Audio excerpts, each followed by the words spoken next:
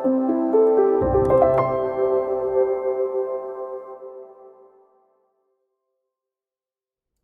I'm Olivia, and welcome to Connecting the Dots in Early Childhood Education. In today's video, I'm going to share with you a few tips around setting up classroom rules and setting expectations. Okay, let's get started. In today's video, we're just going to talk a little bit about classroom rules and expectations.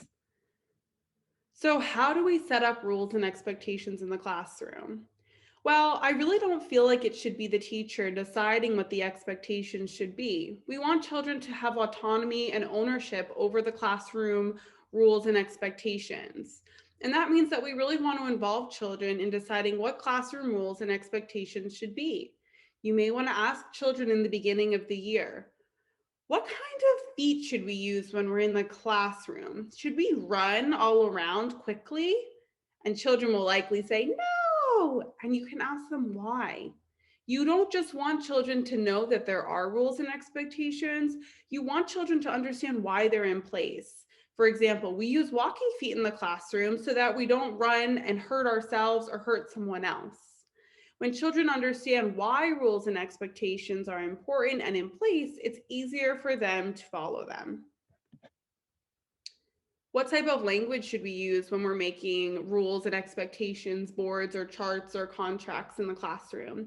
You want to stick to positive language and focusing on what children should be doing as opposed to what they should not be doing.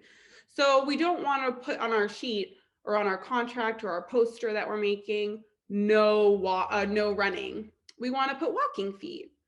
We don't want to put no hitting. We want to put hands to self or soft touches.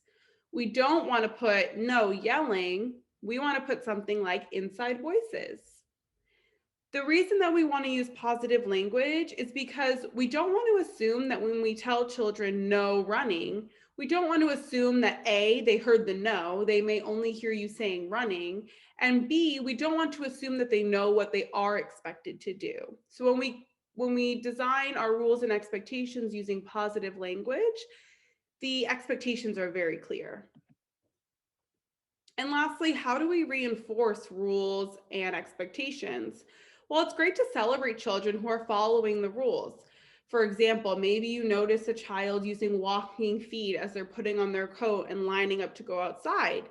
You may say, wow, I love the way that you used walking feet all the way from your cubby to your line. Nice work. You may also want to refer back to the rules and expectations chart. Maybe you've noticed that a lot of children lately have been hitting. And so maybe during a whole group morning meeting or closing meeting, you look at the rules and expectations chart together and you might say, friends, I noticed that a lot of us are having trouble keeping our hands to ourselves in the classroom.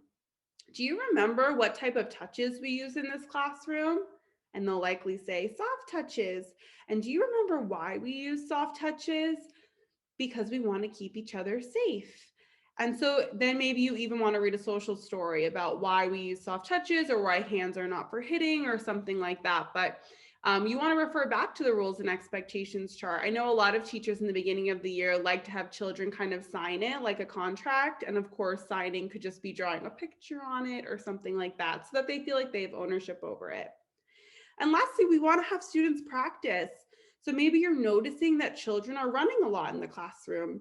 Maybe you're going to really have them practice when they're getting their coats on to line up. Friends, when you put your coat on, I want us all to practice using super careful walking feet.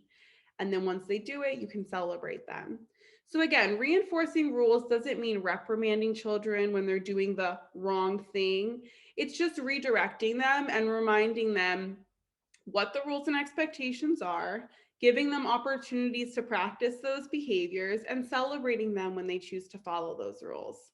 I hope you found this video helpful. To find out more, please visit our website and all of our social media accounts. The links and handles can be found at the slide at the end of the video. I'll see you next time. Bye.